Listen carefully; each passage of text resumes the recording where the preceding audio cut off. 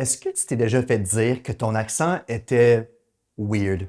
As-tu déjà ressenti que c'était juste plus facile de faire comme les autres puis parler anglais? Puis finalement, t'es-tu déjà demandé, coudon, je suis un vrai francophone? Si tu as répondu oui à ces questions, eh bien, bonne nouvelle, t'es pas toute seule. La francophonie canadienne en milieu minoritaire est une histoire de fierté, de résistance, de célébration. Mais elle est aussi marquée par des défis de taille: insécurité linguistique, anglonormativité et assimilation. Trois dangereuses épreuves qui menacent notre existence même en tant que francophone et qui, derrière elles, cachent beaucoup de secrets. On a souvent peur de franchir ces barrières, mais aujourd'hui, soyons honnêtes avec nous-mêmes. En plus d'être guettés par l'anglicisation, le poids démographique de l'anglais et les menaces envers nos institutions, les Franco en milieu minoritaire vivent aussi un conflit à l'interne. Souvent, on se laisse convaincre par d'autres francophones qu'on parle pas comme du monde à cause de notre accent. Donc, creusons jusqu'aux racines du problème. Qu'est-ce qui pousse autant de francophones à se tourner vers l'anglais au détriment de leur langue maternelle? À donner sa langue au chat. Et surtout, qu'est-ce qu'on peut faire pour combattre ce problème? Entrons dans nos réalités.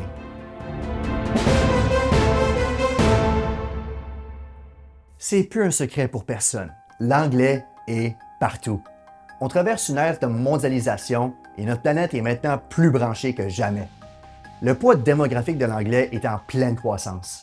Par conséquent, notre société devient de plus en plus anglo-dominée. En Amérique du Nord, on est une poignée de francophones entourés d'un océan d'anglophones. Pour chaque francophone sur le continent, il y a environ 22 anglophones. Mais dans cette poignée-là, nos confrères québécois ont un avantage. Ils vivent dans une société où, presque partout, la vie roule en français. On peut dire merci aux lois linguistiques robustes et à la Charte de la langue française. Dans plusieurs régions du Québec, c'est pas si difficile de faire sa vie sans même avoir à parler un seul mot en anglais. Mais hors de la belle province, le paysage linguistique change complètement. À l'extérieur des bulles francophones dans certaines régions, on tombe dans une société largement anglophone, où l'anglais devient la langue par défaut et où les francophones constituent la minorité. Puis en tant que franco en milieu minoritaire, on le sait très bien. C'est parfois plus commode de se fondre dans la foule que d'insister à parler sa propre langue. Ce qui nous amène à un problème de taille au Canada, l'anglonormativité. Ça, c'est la domination systémique de l'anglais dans notre société.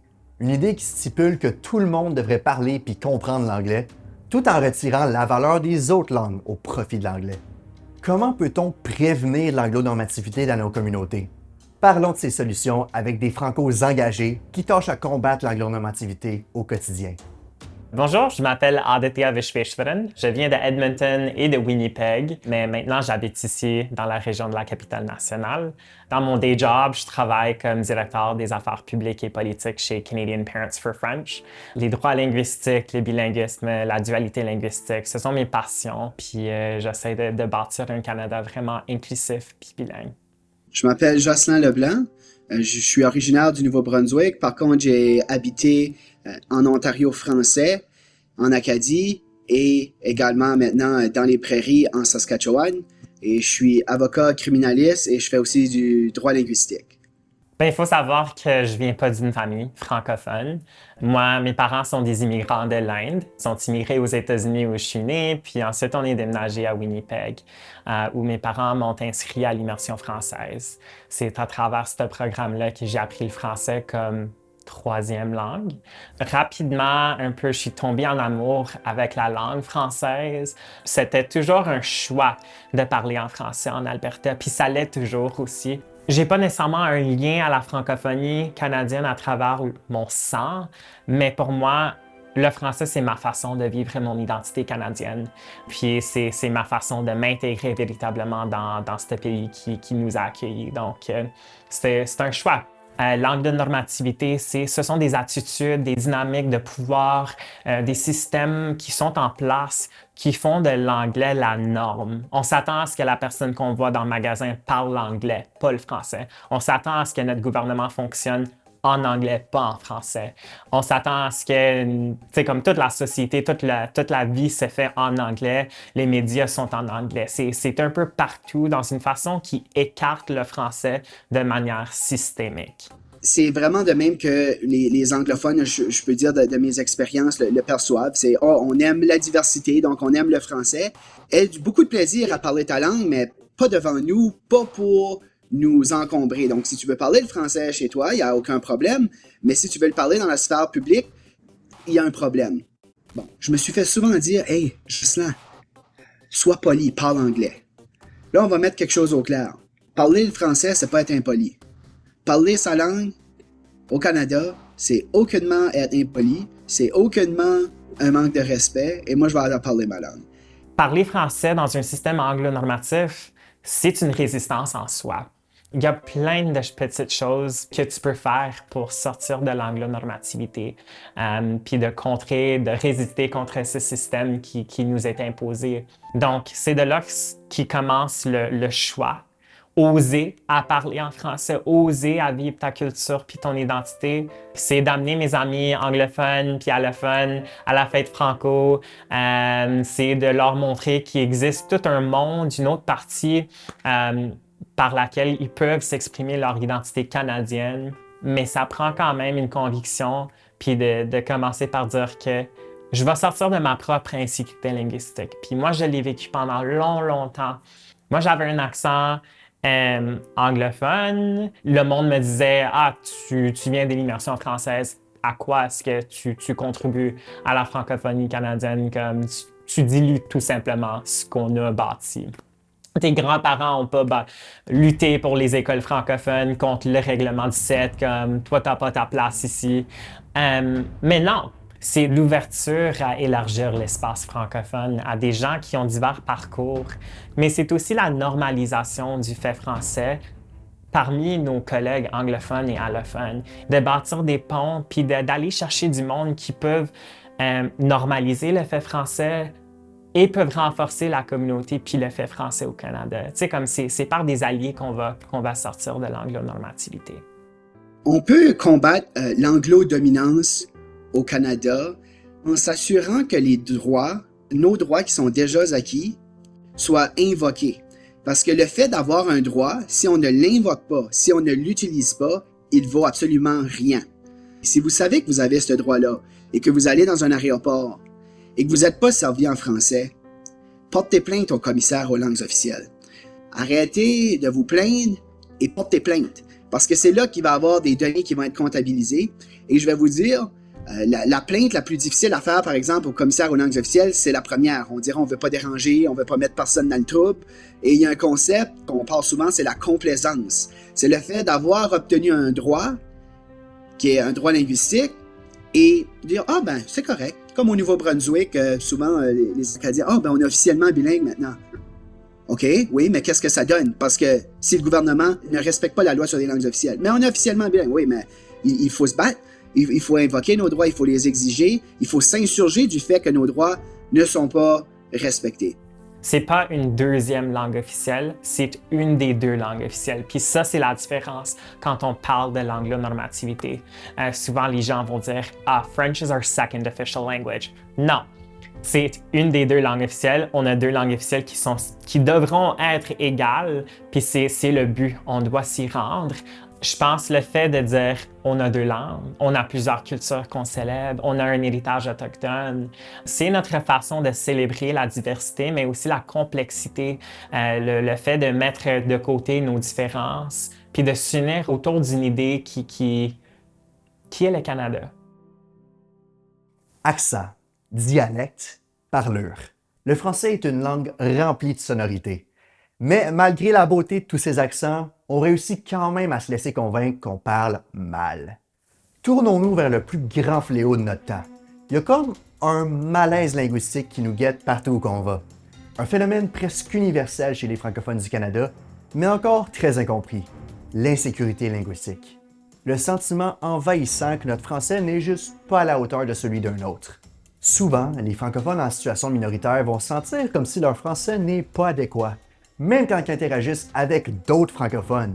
Cela est souvent accompagné d'un profond sentiment de honte, et parfois même d'une peur de parler sa propre langue. Et bien que l'insécurité linguistique soit vécue partout, certains la vivent plus intensément que d'autres. Plus on s'éloigne des centres urbains ou des régions à majorité francophone, plus le phénomène a l'air de prendre de l'ampleur.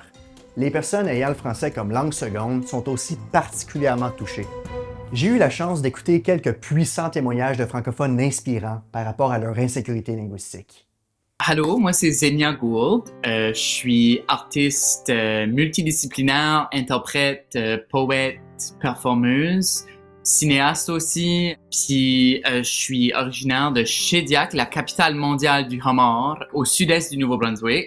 Moi, c'est Christine Melançon, je suis artiste pluridisciplinaire. Je suis originaire de Moncton, au Nouveau-Brunswick. Puis je suis contente d'être là. Qu'est-ce que l'insécurité linguistique signifie pour moi? C'est une excellente question. L'insécurité linguistique, c'est mon quotidien. C'est la façon qu'on a des fois de s'entretuer en tant que francophone partout au pays.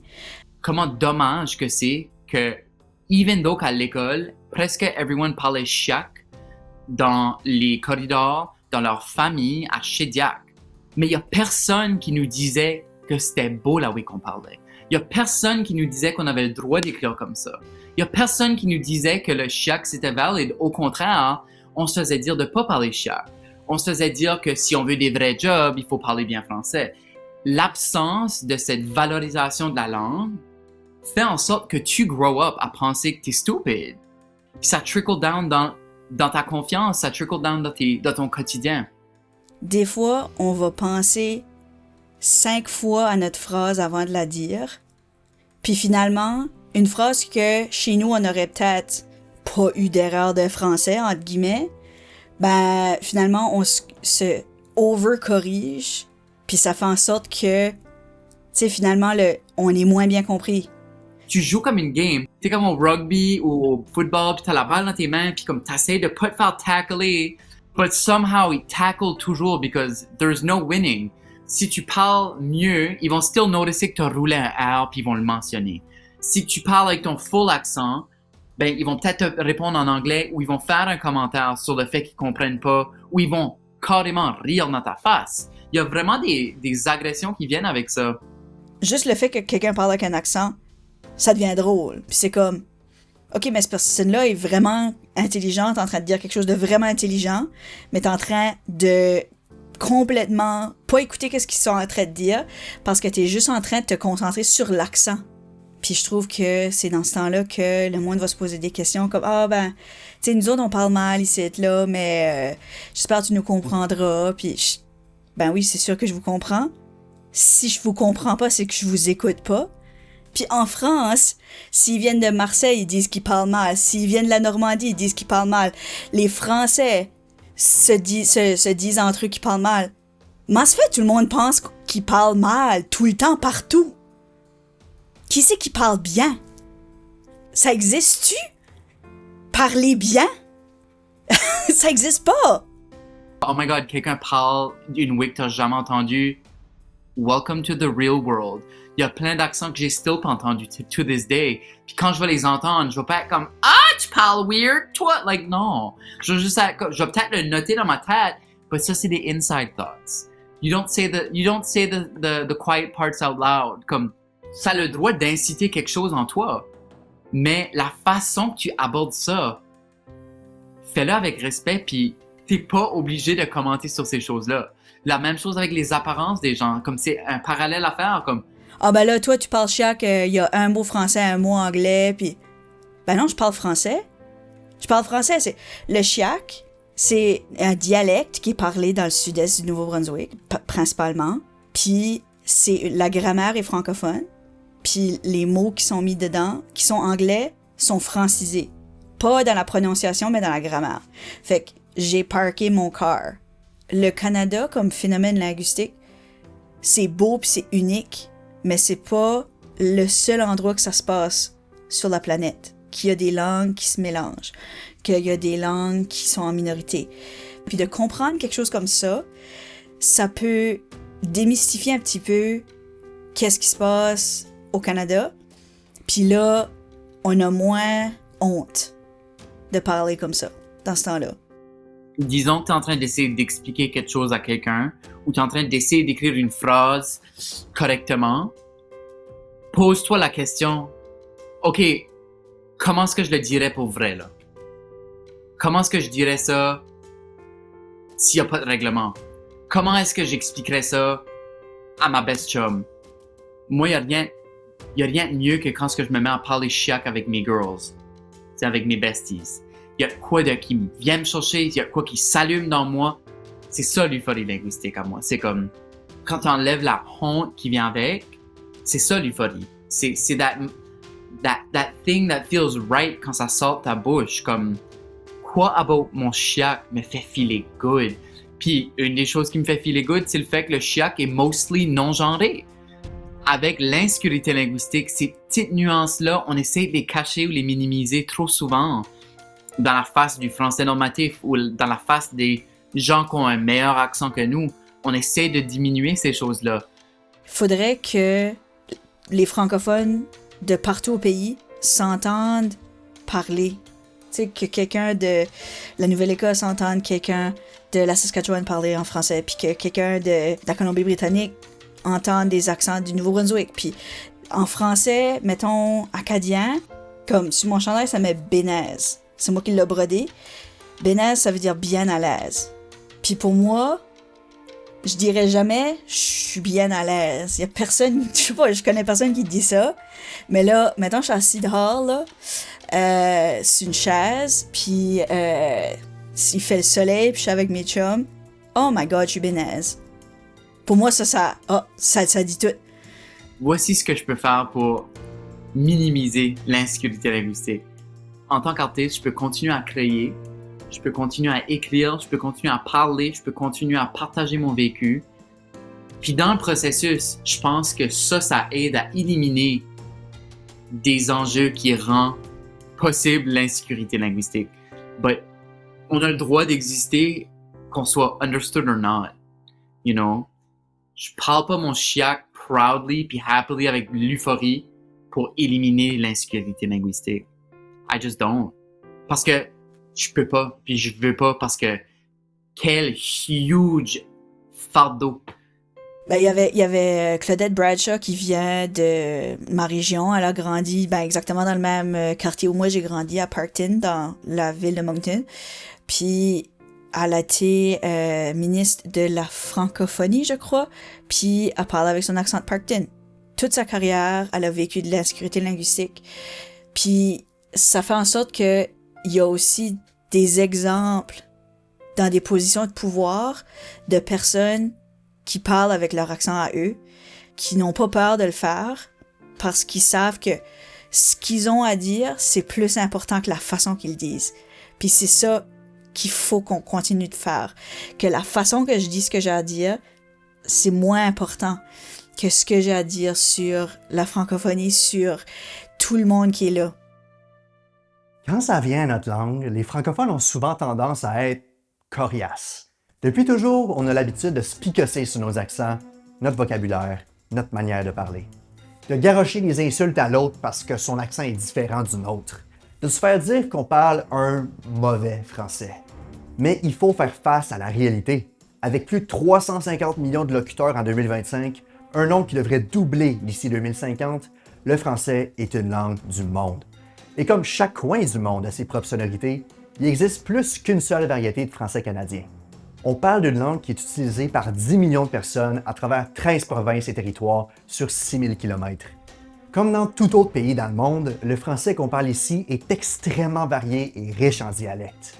Chiac, joual, ontarois, francescois, broyon, mitchif, pour ne pas mentionner la richesse multiculturelle de la langue. Faut aussi se rappeler qu'il existe plusieurs différents registres de langue, puis qu'on va pas parler de la même manière avec notre famille qu'avec notre boss. Mais malgré l'énorme diversité du français au Canada, on considère une poignée de variétés du français québécois comme le standard national, ou le bon parler. Ce qui peut causer une certaine incompréhension et même une stigmatisation envers les locuteurs du français ailleurs au pays. À cause de cette attitude d'élitiste linguistique, de cette notion qu'il existe un français ou un dialecte plus valide qu'un autre, les minorités linguistiques se font régulièrement pointer du doigt sur leur manière de parler. Des fois, ça va bien plus loin qu'une remarque désobligeante. On va jusqu'à humilier nos pairs, à questionner leur existence même en tant que francophones. On leur rit en pleine face, on leur dit qu'ils parlent mal, on les traite de tête carrée. On vient leur dire que leur francophonie n'est pas légitime. Naturellement, ces situations vont inciter les jeunes à céder face à la stigmatisation puis à passer à l'anglais pour éviter l'humiliation. Ça, c'est pas l'approche qu'on veut prendre si on a l'intention de survivre à l'épreuve du temps. Quelle est la bonne attitude à adopter quand ça vient aux accents? Écoutons ce que des professionnels ont à dire. Je me nomme Joël Beddoes, je suis originaire du Nouvel-Ontario, donc du Nord-Est. Aujourd'hui, ça s'appelle Nipissing-West. À l'époque, c'était Sturgeon Falls. J'habite Ottawa, mais j'ai passé plusieurs années à Toronto aussi. Je suis professeur au département de théâtre de l'Université d'Ottawa, vice-doyen des programmes. Mais avant tout, je suis artiste, je suis metteur en scène et conseiller dramaturgique auprès des auteurs. Je pense qu'il y a autant d'insécurité linguistique qu'il y a de personnes. Puis même les gens qui ont le français comme langue maternelle, sont unilingues, sont issus d'un contexte majoritaire, on les met dans certains contextes et tout à coup, ils sont insécures sur le plan linguistique. Dans le cas minoritaire de l'Ontario, par exemple, il y a aussi un autre composant, c'est que les gens existent entre deux langues. Très souvent, ils parlent souvent en anglais. Et ils ont appris des concepts, des mots, un lexique en anglais. Et donc, le mot qui vient le plus naturellement, ou l'expression, ou la tournure, ou la syntaxe de la chose, ça s'articule mieux en anglais qu'en français.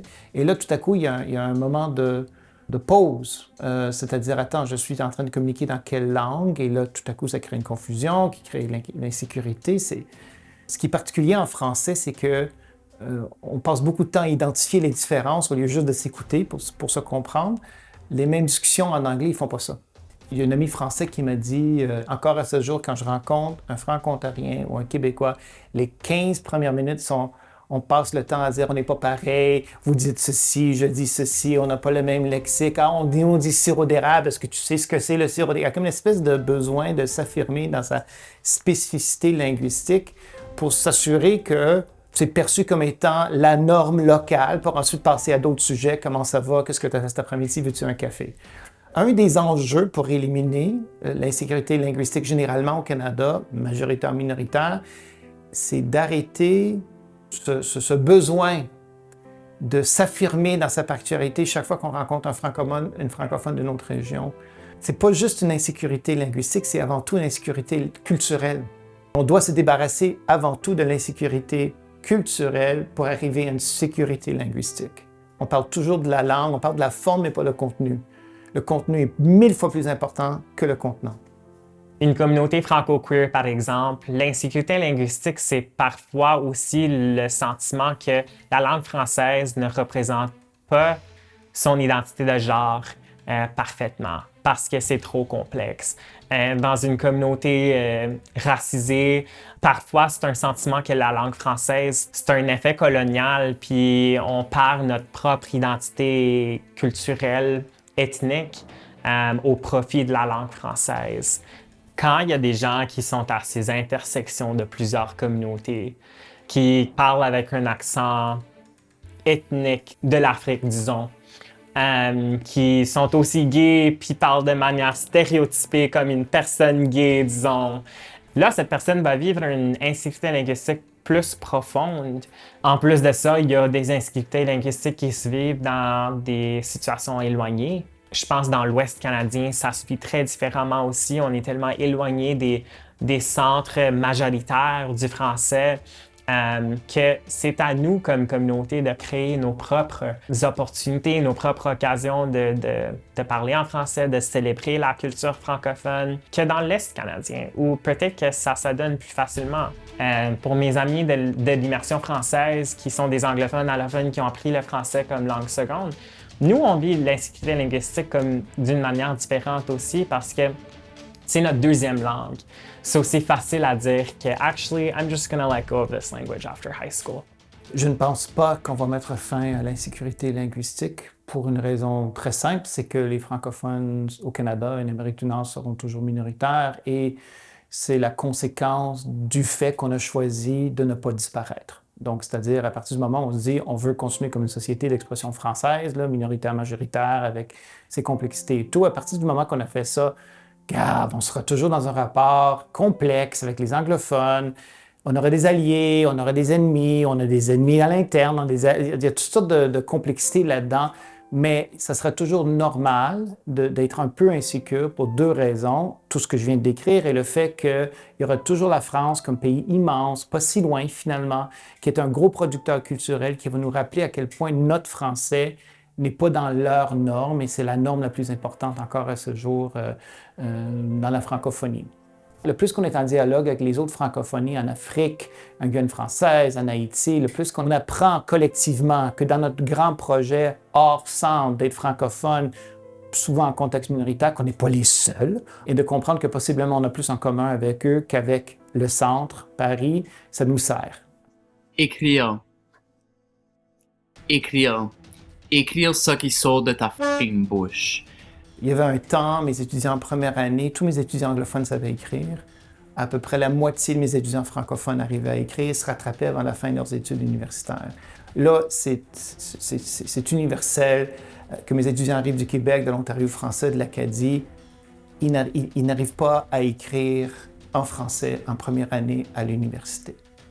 De truster ton gut puis de savoir que la way que tu t'exprimes matter. Because que ta voix matter, ton expérience matter. Puis si tu apprends à harnesser cette voix-là qui literally sort de comme la way que je parle right now en te parlant toi, puis d'apprendre à l'écrire, ça crée une confiance puis un rapport avec ta propre langue qui t'aide à développer cette euphorie-là. Joue avec l'orthographe, joue avec la grammaire. Comment est-ce que tu l'écrirais phonetically, toi? Ça aide à surmonter la honte que l'insécurité linguistique peut amener. Puis tout d'un coup, ça crée un rapport avec les règles de la langue française que moi, personnellement, j'avais pas avant que je commence à écrire en chiac. C'est juste quand j'ai commencé à écrire en chiac que j'ai commencé à give a shit about la langue française. Donc, de corriger le français écrit, ça doit redevenir correct. D'exiger un français écrit sans erreur, ça doit redevenir une norme, un objectif. C'est très important parce que si on perd la capacité de faire en sorte qu'on nous dépasse à l'écrit, on se condamne de nouveau à disparaître. Je pense pour sortir de cette idée de bon puis de mauvais français, il faut commencer par la représentation. La représentation dans nos institutions francophones, en situation minoritaire, avoir du monde qui ont différents accents, différents parcours, différentes façons de s'exprimer, mais on doit aussi avoir la représentation dans nos médias, dans les choses qu'on voit puis on écoute. C'est comme des balados, de la musique de nos régions, des documentaires de nos régions aussi qui mettent en valeur nos expériences, nos parcours puis nos accents. Ça, c'est pas un secret d'État. Moi, le français, c'est ma langue seconde. Mes deux parents sont anglophones, mais j'ai grandi dans une région très francophone. Ça m'a jamais empêché d'être metteur en scène. Ça m'a jamais empêché d'être prof universitaire. Ça m'a jamais empêché d'être politicien. Et ça m'a jamais empêché d'avoir une présence publique parce que je me pardonne. Quand je fais les erreurs, je note et je continue. Et c'est ça la vie. Le monstre de l'assimilation qui convainc des gens de lâcher le français avant tout, c'est de leur dire le français est trop pauvre, n'a pas les mots qu'il faut pour exprimer toutes les réalités. C'est pas une langue d'informatique, c'est pas une langue de génie, c'est pas une langue de... Mais c'est pas vrai. C'est absolument pas vrai. C'est ça l'anglo-normalisation, c'est de convaincre les francophones que leur langue n'est pas aussi riche que, aussi bonne que, et c'est simplement pas vrai. Donc, comment amener les jeunes à comprendre ça? Au théâtre, moi, je le fais en présentant des formes dramaturgiques très, très, très variées.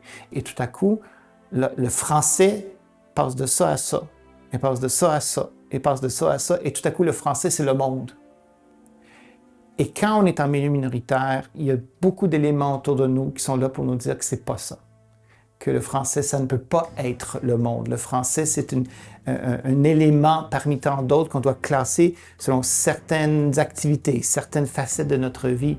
Et ça, c'est une déformation de la conception de la langue. Puis si on veut parler des prochaines étapes, j'ai parlé de l'écrit, on doit changer le discours autour du français. C'est une langue de tous les possibles. C'est pas une langue de certains éléments de son vécu. L'heure est venue de repenser notre approche. On doit réaliser que les francophones en milieu minoritaire viennent d'un tout autre environnement qu'une personne vivant en milieu majoritaire. Il faut créer un climat accueillant où on est libre de parler notre parler, puis avec fierté. Comme société, on doit s'ouvrir sur le monde pour que tous et chacun se sentent confortables de vivre en français, que ce soit leur langue maternelle ou non. Mettons fin au purisme linguistique, à cette idée qu'un accent peut valoir plus qu'un autre. Libérons-nous de nos complexes d'infériorité linguistique face aux francophones d'ailleurs, puis arrêtons le picossage envers ceux qui parlent différemment que par chez nous. Sinon, on vient carrément se tirer dans le pied. Voici quelques remèdes pour enfin nous guérir de cette insécurité linguistique, puis la transformer en sécurité linguistique. Comme première étape, il faut qu'on parle franchement et ouvertement du problème, puis qu'on sensibilise les gens sur ses impacts nocifs. On doit mettre l'accent sur nos accents, exposer les jeunes et les moins jeunes aux divers dialectes francophones et normaliser la différence. Ça peut se faire à travers de programmes d'échange ou de correspondance scolaire, et pour des meilleurs résultats, ces discussions devraient débuter tôt durant l'enfance. Et finalement, c'est primordial pour tous les Francos de développer leur résilience langagière, comme l'expliquait Dr. Phyllis Daly dans le chapitre 2. Combattons la glottophobie et toute forme de discrimination linguistique, puis misons plutôt sur une approche positive où tous les Francos, d'un océan à l'autre, ont une voix pour s'exprimer. Les francophones du Canada sont touchés par deux grandes épidémies qu'on essaie trop souvent de sweeper under the rug. Ces jours-ci, on entend sans cesse parler d'assimilation et d'anglicisation. On parle dans notre cas de francophones qui délaissent leur langue maternelle au profit de l'anglais. Un phénomène vieux comme le monde, mais qui s'accentue de plus en plus ces dernières années. Puis, quand on se tourne vers les statistiques, il y a de quoi avoir froid dans le dos. Chez les francophones hors Québec, le taux d'assimilation est passé de 27 % en 1971 au chiffre alarmant de 42 % en 2021. La situation s'aggrave dans l'ouest du pays, où le taux d'assimilation frôle les 70 %. Chez les couples exogames, où une personne est francophone et l'autre anglophone, l'anglais va souvent prendre le dessus. Chez un peu plus d'un tiers des francophones, l'anglais est plus fréquemment parlé à la maison. Puis souvent, ces mêmes familles choisissent aussi d'élever leurs enfants en anglais. Qu'est-ce que c'est l'assimilation? C'est lorsque ta langue seconde, qui est l'anglais, devient plus facile à parler que ta langue maternelle, qui est le français, que ta langue seconde, qui est l'anglais, devient plus normale, qui devient ça que tu utilises à chaque jour, et ça finit que tout se passe en anglais. Et moi, ce que je peux vous dire, c'est que je vois beaucoup de jeunes francophones qui vont quitter le secondaire en 12e année. C'est la dernière fois qu'ils vont parler français de leur vie. Et c'est ça l'histoire de milliers de Canadiens francophones aujourd'hui qui s'arrivent à chaque année après chaque collation des diplômes.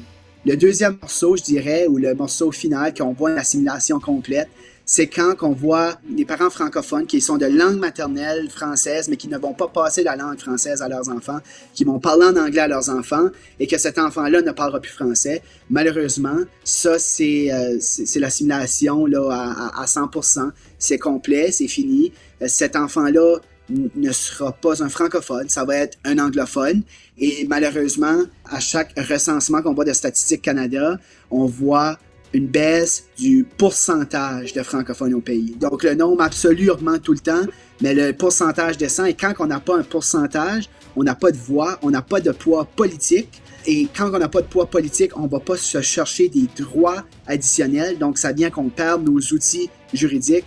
Pour moi, c'est la pire chose pour ma culture, c'est voir l'assimilation. C'est ce qui me fait le plus de peine et malheureusement, j'en vois à chaque jour. Je suis d'accord avec vous autres, ça fait beaucoup à digérer. Et les causes de ce phénomène sont nombreuses. Une montagne de défis qui peut paraître insurmontable. Mais si on s'y attaque un par un, si on arrache toutes les racines, on pourrait se débarrasser de la mauvaise herbe. Ou au moins, l'empêcher de continuer à massacrer notre belle pelouse. Le taux d'anglicisation est généralement beaucoup plus élevé dans la francophonie minoritaire qu'au Québec, ce qui rend parfois l'accès à l'éducation, aux emplois ou aux services en français plus difficile à obtenir à l'extérieur du Québec. Malgré l'augmentation du nombre de personnes qui apprennent le français au Canada, c'est tout simplement devenu plus facile de vivre en anglais. Pour certains francophones en situation minoritaire, et même aujourd'hui dans la métropole québécoise, on a cette impression que parler français n'apporte plus tant de bénéfices que ça. Et au fil des générations, on constate que les jeunes se sentent moins attachés à la langue française, couplé à un poids démographique en déclin année après année. Même si notre population totale continue de croître, le poids des francophones hors Québec au sein du Canada est passé de 6,1% en 1971 à 3,5% en 2021. Donc, je vois ça à différents stages, différents niveaux. Et je trouve au moins ça peut donner un aperçu que, hey, au Nouveau-Brunswick, faites attention parce que ça pourrait devenir un peu plus comme que c'est en Ontario. Et en Ontario, on doit se dire, hey, faites attention parce que ça pourrait devenir ce que c'est dans les prairies. Et dans les prairies, il faut se dire, hey, on est là, on parle français, on est fiers de parler français, on va continuer à se battre et on va essayer de s'arranger pour avoir plus de droits, pour qu'on ressemble un petit peu plus à l'Ontario et vraiment faire un processus inverse de l'assimilation ou on pourrait dire un processus de francisation. Et petit à petit, si chaque communauté le fait, mais là, au lieu de parler d'anglicisation et d'assimilation, on va parler de francisation un peu partout et que, qui sait, peut-être qu'un jour, l'Ontario deviendra officiellement bilingue, que la Saskatchewan aura une loi sur les services en français comme en Ontario. On peut faire toute une différence en encourageant l'offre active. En demandant proactivement les services en français, on contribue à établir la demande et éventuellement une main-d'œuvre plus forte et les nouvelles opportunités de vivre, étudier et travailler en français. Et encore là, je le dis, il faut parler français le plus souvent possible. Et je pense que ça, c'est au niveau personnel de ce qu'on peut faire. Et au niveau communautaire, c'est vraiment d'aller devant les tribunaux si que les droits ne sont pas respectés. C'est de créer des événements culturels en français. Et c'est tout ça ensemble qui va faire en sorte qu'on va limiter l'assimilation et possiblement faire croître non seulement le nombre absolu de francophones, mais faire croître le pourcentage de francophones au Canada. Et plus haut le pourcentage de francophones au Canada va être, c'est ça qui va être la clé pour contrer l'assimilation. Dans l'ère du web et de la mondialisation, c'est juste inévitable. La culture anglophone est omniprésente dans nos vies, que ce soit à travers notre musique, nos nouvelles, nos influenceurs, nos abréviations et même nos memes. Veux pas, nos cerveaux sont réellement pluggés sur la culture anglo-américaine. L'anglais est comme devenu la langue par défaut sur Internet, mais aussi un synonyme de cool, un genre de status symbol. Et par conséquent, les nouvelles générations ont tendance à parler plus souvent anglais pour rentrer dans le moule, même dans les milieux francophones, comme dans nos écoles. Le problème s'étend aussi au marché du travail, là où l'anglais est largement vu comme la langue des affaires, même si, à la maison, c'est encore largement le français qui domine. L'éducation en français est essentielle pour former notre relève puis façonner notre avenir. Et un manque d'opportunités d'apprentissage en français peut être un grand facteur d'anglicisation.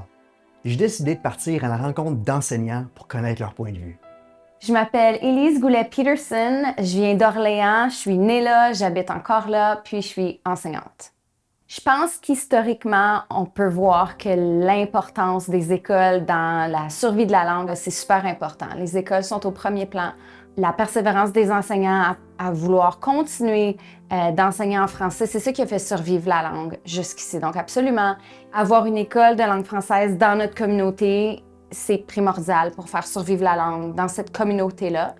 Moi, je suis choyée d'avoir grandi dans une région où il y avait quand même plusieurs écoles de langue française et elles débordent, on a beaucoup d'élèves, mais il y a des régions dans le pays où ils ne sont pas aussi chanceux, où on doit voyager vraiment loin pour avoir accès à l'éducation. Le rôle d'un enseignant, c'est aussi d'être un passeur culturel. Ça veut dire faire aimer la langue française en présentant toutes ses facettes, que ce soit des leaders accessibles dans les sports, dans la médecine, dans les arts, que de présenter de la musique, des émissions, des films. C'est de faire découvrir tout ce qu'il y a de beau en français.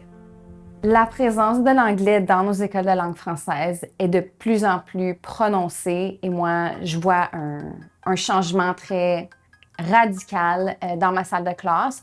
Mes élèves qui autrefois parlaient franglais dans le corridor, il y a 10-15 ans, pour ensuite parler plus anglais dans le corridor, bien maintenant ils vont parler anglais dans la salle de classe où j'enseigne la matière du français. Donc pour moi, c'est problématique parce que j'ai constaté que les élèves ne le font pas intentionnellement. C'est vraiment comme ça qu'ils ont appris à socialiser avec leur père. Puis ça commence de tout jeune à l'entrée à la maternelle puis au jardin. Donc, je pense que ce point-là, la technologie a un grand rôle à jouer dans l'assimilation vers l'anglais parce qu'on s'entend que la majorité ou dans le fond, tout le contenu qu'ils vont consommer en ligne, réseaux sociaux, jeux vidéo, ça va habituellement se faire tout en anglais. L'autre aspect, c'est vraiment les parents. Je pense que les parents ont beaucoup confiance dans les écoles de langue française, puis ils ont raison d'avoir confiance en nous. Par contre, le français doit se vivre à la maison. On a une grande portion de nos élèves qui viennent de couples exogames, donc un parent francophone, un parent anglophone, mais que la langue qui se parle le plus souvent à la maison va être l'anglais. Les parents ont besoin d'être outillés. Qu'est-ce qu'ils peuvent faire à la maison pour aider leur enfant à continuer à vivre sa francophonie, même si ce n'est pas la langue première, la langue principale qui est utilisée à la maison. Je vois une énorme insécurité linguistique au niveau des gens de ma génération, donc les parents de ces enfants-là. Des parents francophones qui vont m'écrire un courriel en anglais parce qu'ils sont gênés de leur français puis ont peur de faire des fautes. Des parents qui sont allés à l'école de langue française mais qui maintenant parlent anglais à leurs enfants parce qu'ils sentent pas que leur français est assez bon. Puis ça, je le vois beaucoup et ça, selon moi, contribue à l'assimilation parce que les parents se sentent que leur langue française n'est pas adéquate et pas assez bonne. Puis, ils vont se tourner vers l'anglais avec leurs enfants ou en communiquant avec l'école. Je pense que nos écoles secondaires doivent vraiment se pencher sur la question de qu'est-ce qu'on peut faire pour encourager nos élèves à poursuivre les études dans le postsecondaire vers les établissements de langue française. Il faut quand même que nos élèves aient ce sentiment d'appartenance à la langue française puis ce désir de vouloir poursuivre les études dans cette langue-là parce que ça va leur donner un avantage sur le marché du travail. Donc, les tendances le démontrent, l'anglicisation prend du terrain chez les jeunes francophones. Une tempête qui, à long terme, pourrait se transformer en un véritable ouragan d'assimilation si on ne bouge pas tout de suite. Mais la partie la plus intéressante de cette histoire, c'est qu'on n'est pas tout seul dans ce dilemme. L'anglicisation est un phénomène universel qui n'est pas propre aux francophones. Heureusement, on a de quoi être optimiste. De plus en plus d'artistes choisissent de prendre les choses en main en faisant ce que beaucoup considèrent impossible, créer de la culture franco en situation minoritaire. Du contenu que les jeunes comme les moins jeunes peuvent consommer et s'associer avec. On est en pleine construction de notre propre star system franco-canadien. Parlons à ceux et celles qui rendent ça possible. Salut, je m'appelle Amélie Trottier, je viens d'Orléans en Ontario et je suis comédienne. Salut, mon nom est Michel Bénac, je suis le chanteur de la formation LGS. J'ai grandi à Vanier, Ontario. J'ai le plaisir de dire que je suis un chanteur professionnel. Moi, j'étais assez chanceux parce que moi, j'ai grandi à Vanier, Ontario. Okay? Vanier, Ontario avait un maire et tous les échevins, tout le monde offrait des services en français. C'était une ville francophone. Je ne savais pas qu'il y avait de l'anglophone. Jusqu'à temps que tout d'un coup, j'allais au Centre Rideau, puis j'allais à l'extérieur de Vanier. Puis j'ai fait « Wow, what's going on here? » J'allais au parc un petit peu à l'extérieur de Vanier. Oups, il fallait que je me batte parce que je parlais pas anglais, puis c'était weird. Puis là, j'ai comme compris qu'à ta minute, OK, moi, j'étais un des chanceux qui habitait dans une bulle francophone. Mais le sentiment de comme, pardon me, tu sais, le genre de c'était négatif quand je parlais en français. Les gens étaient comme, ça me dérange. Peux-tu me parler en anglais? Puis tu sentais vraiment beaucoup ça. Rapidement, moi, j'ai fait « Ah, attends une minute. Comment je vais faire pour avoir des bons services quand j'étais à l'hôpital? » Qui m'était arrivé. J'avais eu un problème, puis la garde malade, elle me parlait en anglais, puis j'avais peur, puis je pleurais. Puis j'étais comme « Ah! » C'est toutes des situations que tu vis que tu es comme « Oh my God! Faut que j'apprenne l'anglais. » Puis après ça, tu commences à regarder de la télé, tu écoutes de la musique, puis tu fais des choses, puis là, tu réalises que, tu sais, moi, je vais être comme lui, puis que ce soit Tom Cruise dans Top Gun, mais c'est ton idole, ton héros, ou moi, j'étais un tripeux de Prince. Quand j'étais au secondaire, c'est ça qui arrivait, toutes mes idoles d'anglophones. So, j'ai été assimilé big time, puis mes parents ont fait ce qu'ils pouvaient. À un moment donné, tu sais, la machine est là. Tu peux pas compétitionner. Comme, il faudrait que tu parles français. Whatever, mom, tu sais. So, tu te retrouves un peu à être comme outnumbered. Tu comprends? Le coolness factor prend le dessus. Tu sais, tu veux t'habiller comme eux autres, tu veux parler comme eux autres. Puis quand tu joues en anglais. Tu sais, so, j'étais full assimilé. Puis, ça arrive constamment. Ça arrive partout. En Ontario, ça arrive tout de suite. C'est après arriver au Québec. Les chansons les plus hot, les plus cool, c'est souvent des chansons anglophones. Puis, moi, je vous vis ça fait depuis que je suis tout petit. Il faut faire des choix à un moment donné, il faut avoir un éveil, il faut se trouver une raison pourquoi est-ce qu'on se valorise. Puis j'invite tous les gens qui travaillent dans soit le domaine des arts ou ailleurs de trouver un geste concret qu'ils peuvent faire. C'est un festival. Qu'est-ce que toi, tu peux faire pour l'Ontario français ou pour le Manitoba francophone? Qu'est-ce que, si toi, tu es une station de radio ou si tu es un YouTuber, qu'est-ce que toi, tu peux faire individuellement, concrètement? Puis ces petits gestes-là ont souvent plus d'impact important à long terme. C'est individuel.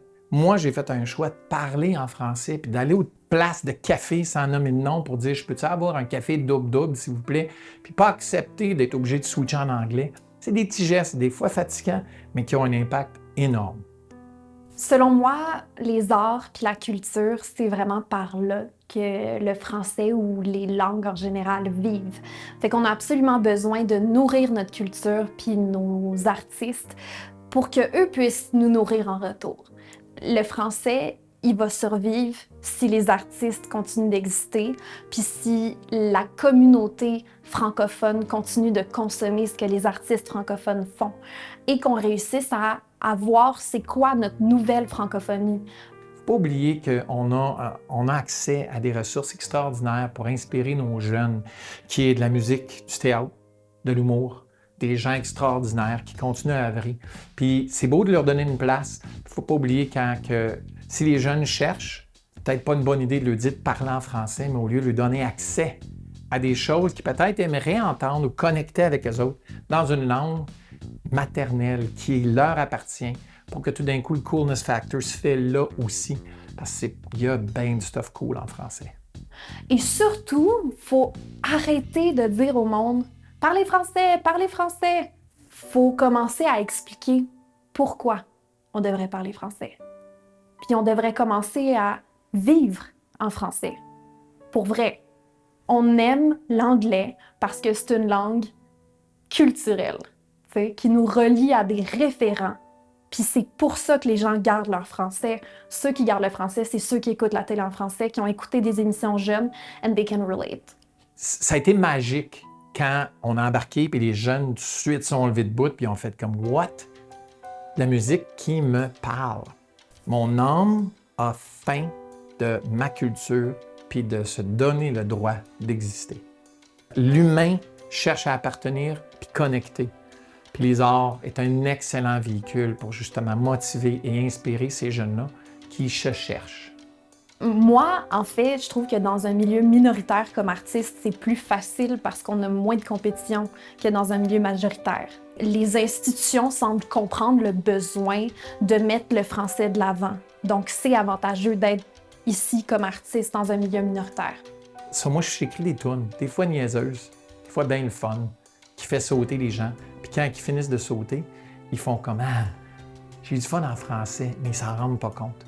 Je pense qu'il faut continuer de se serrer les coudes. Il faut aussi créer des ponts constamment. Il faut faire des coproductions, que ce soit à la télé, au théâtre. Il faut que nos projets tournent un peu partout. Quand on fait une pièce dans l'Ouest, il faudrait que ce projet-là vienne jusque dans l'Est. Il faudrait qu'il se promène au Québec. Il faudrait que les Québécois voient ce qui se passe partout au Canada. Puis il faudrait juste continuer d'être solidaires. Comme j'en ai parlé dans le chapitre précédent, la francophonie canadienne repose d'autant plus sur un choix qu'une obligation, ce qui lance souvent les jeunes francophones dans un environnement bilingue anglais-français. Et donc, le bilinguisme est en train de take over. Il y a un nombre plus élevé que jamais de francophones au Canada qui maîtrisent les deux langues officielles. Et les statistiques le prouvent. La grande majorité des francophones hors Québec, plus de 85%, parlent aussi l'anglais. Mais est-ce qu'il faut vraiment s'inquiéter?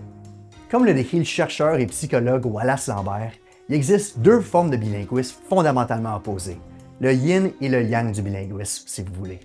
En premier, on a le bilinguisme additif, là où une personne a acquis ces deux langues de manière équilibrée et où chaque langue est autant reconnue et valorisée par l'entourage. Cette forme de bilinguisme va être constructive pour la personne. De l'autre côté, on a le bilinguisme soustractif, où une personne apprend la deuxième langue au détriment de la langue maternelle, particulièrement si celle-ci est minoritaire. La maîtrise de la langue première diminue, tandis que la maîtrise de l'autre, généralement la langue dominante, augmente. Ce bilinguisme-là va être destructif pour l'écosystème linguistique. Pour la petite histoire, moi, au secondaire, puis au début de mon secondaire, j'avais beaucoup de difficultés en anglais. Je veux dire, on était quand même à Orléans, dans un milieu francophone, mais très anglicisé. Et à l'école, pour être cool, fallait parler anglais. Donc, je me suis mise à lire, puis à écouter la télé en anglais, puis essayer de développer mon côté anglophone et bilingue parce que je voulais, pas me faire niaiser constamment dans les cours d'anglais, parce qu'il n'y a rien de plus stressant qu'une présentation orale en anglais. Et éventuellement, quand mon anglais s'est amélioré, j'ai commencé à voir que je perdais mon français sans m'en rendre compte. Même si j'ai toujours aimé le français, j'écrivais, je consommais juste la culture francophone. Et sans m'en rendre compte, moi qui étais une grande, fière franco-ontarienne et franco-canadienne, j'ai vu que j'avais de la misère à réfléchir en français. Je commençais à réfléchir en anglais. Et ça a dû être un gros effort actif de garder mon français puis de le préserver. Puis j'ai la chance de travailler en français tous les jours. Puis je vois à quel point la langue est vivante et que dès qu'on utilise l'anglais ou une autre langue plus souvent, ben on perd soit de notre français ou de d'autres langues qu'on parle. Mais la multiplicité des langues, je pense que c'est une force. Puis si on est capable de bien le gérer puis jongler avec toutes ces langues-là, que ce soit l'anglais, le français, l'espagnol, le mandarin, peu importe, je pense que c'est une force puis ça devient des super pouvoirs de plus. Mais il faut voir et se rappeler à quel point c'est fragile, surtout dans un milieu minoritaire. Pour s'adapter à un milieu bilingue et faire face aux menaces d'assimilation constantes, on voit l'émergence d'un phénomène relativement récent. Les francophones en milieu minoritaire ont adopté un parler assez unique, le franglais. Une sorte de langue Frankenstein qui emprunte du français et de l'anglais tout en créant sa propre syntaxe et ses propres règles. De quoi faire dire à Molière « What the fuck ». Et c'est un phénomène qui sème le débat. Beaucoup disent que c'est le début de l'assimilation, mais les francophones en milieu minoritaire ont une toute autre perspective. Pour eux autres, le franglais serait une manière de s'adapter à leur environnement bilingue, sans pour autant arrêter de parler français. Un petit peu comme un caméléon. Mais une chose est sûre selon les linguistes, le franglais n'est pas une forme d'assimilation. Au contraire, c'est une forme de résistance. Le franglais est un phénomène avant tout social, même plus que linguistique. Le franglais, c'est le droit que se donnent des individus de jouer avec des mélanges entre deux codes, entre deux formes de communication, pour le plaisir de le faire. C'est comme le plaisir de chanter. Pourquoi on chante? Parce que c'est agréable de chanter. Pourquoi on fait du franglais? On fait du franglais parce que c'est agréable. Ça nous permet de nous ancrer dans l'ici maintenant de notre vécu majoritaire, minoritaire, hors centre. C'est pas une langue créole. Hein? C'est pas une créole comme on entend parfois en Louisiane ou en Haïti, où avec le temps, il y a une transmission de génération en génération où c'est devenu une langue en soi. C'est pas ça. Moi, quand j'entends mes étudiants sauter entre l'anglais et le français, puis d'inventer des mots, moi, je suis ravi. Je trouve ça, c'est un signe d'intelligence pour moi. Puis ça veut dire qu'ils ont aussi une capacité de réfléchir aux spécificités des deux langues de façon simultanée. C'est un signe d'intelligence. D'ailleurs, on invente des mots en français à partir de mots en anglais, en ajoutant ER pour en faire des verbes. Il y a toutes sortes de stratégies qu'on retrouve dans le franglais. Et ils risquent, ces gens-là, de parler français plus longtemps que les gens qui restent dans les rigidités en milieu minoritaire. Ça, c'est mon avis personnel et c'est basé sur mon expérience. Le franglais et l'utilisation de mon anglais ne représentent aucunement un danger pour le français, ni en milieu majoritaire, ni en milieu minoritaire. Ce qui pose vraiment un danger, c'est notre rapport culturel à la langue française qu'on conçoit toujours comme étant trop marginal, trop pauvre, trop incapable d'exprimer toutes les réalités. Il y a trop de francophones qui croient ça, qu'ils en soient conscients ou non, et ça, c'est le vrai danger pour le français. Être bilingue, c'est une porte ouverte vers le monde. Mais comme tes chips préférés, faut que tu y ailles avec modération. Si on s'y prend de la bonne manière puis qu'on atteint le bilinguisme additif, on peut voir qu'il y a énormément d'avantages à maîtriser plus qu'une langue. Renforcer un bilinguisme équilibré chez les Franco et encourager la dualité linguistique chez les Anglo, c'est s'ouvrir à une tonne de nouvelles opportunités en plus de freiner l'assimilation. Ça, c'est un combo gagnant. Je pense que c'est évident. La francophonie canadienne traverse un chapitre décisif de son histoire. On affronte présentement 3 dangereuses épreuves: l'insécurité linguistique, l'anglo-normativité et l'assimilation. Des phénomènes qui, lentement mais sûrement, nous affaiblissent. Puis, je suis d'accord, tout ça peut faire peur. Mais voici la bonne nouvelle. Il n'est pas encore trop tard pour changer de trajectoire. Ce qui va déterminer notre succès, c'est notre degré d'action vis-à-vis ces défis, ou bien notre degré d'inaction. Parce que s'il y a une chose qui va contribuer à notre fin, c'est notre propre apathie. En s'engageant à mettre en œuvre toutes les solutions possibles, on multiplie nos chances de renverser les tendances et à assurer notre avenir en français. Si on tient à notre existence, à notre langue commune, à notre culture, ben, fini le niaisage. C'est le temps qu'on se réveille collectivement puis qu'on agisse maintenant, parce que c'est notre destin qui en dépend. Franco d'un océan à l'autre, unissons nos forces puis ensemble, faisons bouger les choses. Pensez-y, si on ne se bat pas pour notre avenir, qui c'est qui va le faire à notre place? Et c'est ici qu'on conclut le 3e chapitre de Donner sa langue au chat. Je tiens à remercier toute l'équipe du Réveil, nos invités spéciaux, nos partenaires, Ottawa Bilingue, l'ACFO d'Ottawa et le gouvernement du Canada, et tous ceux et celles qui ont contribué, de près ou de loin, au chapitre 3. Je suis Phil Rivière et je ne donnerai pas ma langue au chat.